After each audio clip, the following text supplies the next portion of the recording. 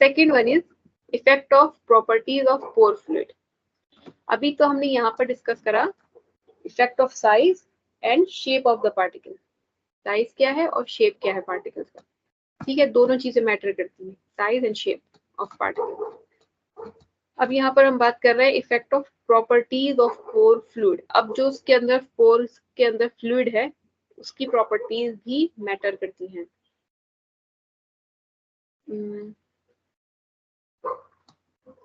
Equation 7.18 ये वाली है, this is the equation 7.18।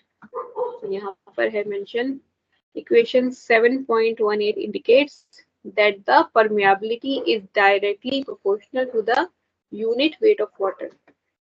Indicates that the permeability किसके directly proportional है, unit weight of water and inversely proportional to its viscosity। So permeability is directly proportional to the unit weight, यानी gamma W पर K is directly proportional to the gamma W but inversely proportional to its viscosity। तो यहाँ पर है viscosity eta। Though the unit weight of water does not change much with the change in temperature। तो हमें पता है कि water का यूनिट वेट चेंज नहीं होता है विद द टेम्परेचर। उसकी विस्कोसिटी के बारे में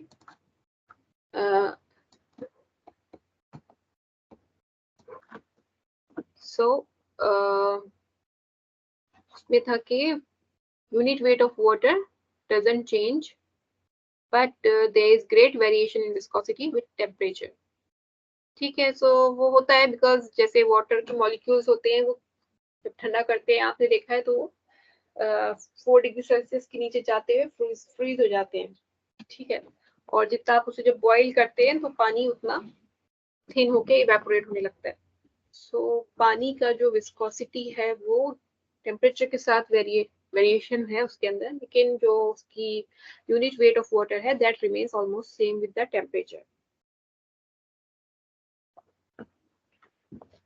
Hence, when other factors remain constant, the effect of the property of water on the values of permeability can be expressed as। So यहाँ पर जो यूनिट वेट ऑफ वाटर है उसको नहीं प्लेस करा है, बल्कि K1 upon K2 is equal to viscosity 2 upon viscosity 1, क्योंकि परमेबिलिटी इनवर्सली प्रोपोर्शनल है किसके, विस्कोसिटी ऑफ वाटर के। पोर फ्लूइड की जब बात कर रहे हैं इन टर्म्स ऑफ वाटर, तो K1 is inversely proportional to porosity, इसलिए ईटा 1 नीचे है और जो रेशियो निकाला है K2 का, सो ईटा 2 ऊपर है। यहाँ ये डिनोमिनेटर में है, ये न्यूमरेटर में है, on the other side of the equals to sign.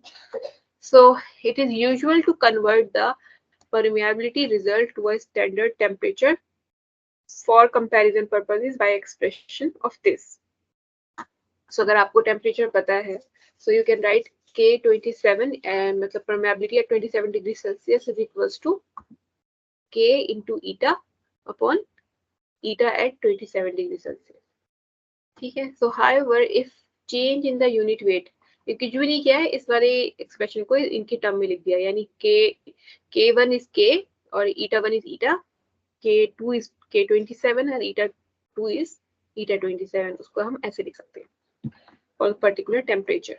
So however if change in the unit weight of water due to temperature is also taken into account, अगर change in the unit weight of water अगर temperature के through account में लिया जाएगा, then we have more general equation. तो एक general equation बनेगी, वो क्या होगी, K1 upon K2 is equals to eta 2 upon eta 1 into gamma W1, क्योंकि ये K1 is permeability is directly proportional to unit weight, so gamma W1 upon gamma W2 is equals to, इसको हम solve करके लिख सकते हैं in this term eta 2 upon eta 1 into rho W1 upon rho W2। ये क्या हुआ, इसमें से उन्होंने जी को क्रॉस कैंसिल कर दिया। ईटा के अंदर क्या है, unit weight of water is equals to density into g, so g cancel out, g तो सेम होगा, कैंसिल आउट हो गया, तो यहाँ पर सिर्फ डेंसिटी बची है। ठीक है, तो इन्होंने रो जो होता है डेंसिटी के लिए लिखते हैं, तो density of water 1, density of water 2। where K27 क्या चीज है, permeability at 27 degree Celsius, eta 27 is equals to viscosity at 27 degree Celsius, K is the permeability at test temperature and eta is equals to viscosity at test temperature. So Muscat in 1937 pointed out that there is a more general coefficient of permeability called the physical permeability Kp, which is related to Darcy's coefficient of permeability K as follows. ठीक है, so इन्होंने एक और coefficient of permeability निकाला, that is the general coefficient of permeability. तो उसको उन्होंने denote करा Kp से, so which is related to Darcy's coefficient of permeability, and it is written as follows कि Kp क्या है, Kp is equals to K into eta upon gamma W. ठीक है, so in any soil Kp has the same values for all fluids at all temperatures as long as the void ratio and the structure of soil skeleton are not changed. तो Kp की value same रहेगी सारे fluids के लिए सारे temperatures पर जब तक क्या नहीं होगा, सॉइल का वॉइड रेशियो और स्ट्रक्चर जो सॉइल का स्केलेटन है उसमें कोई चेंज नहीं आता है.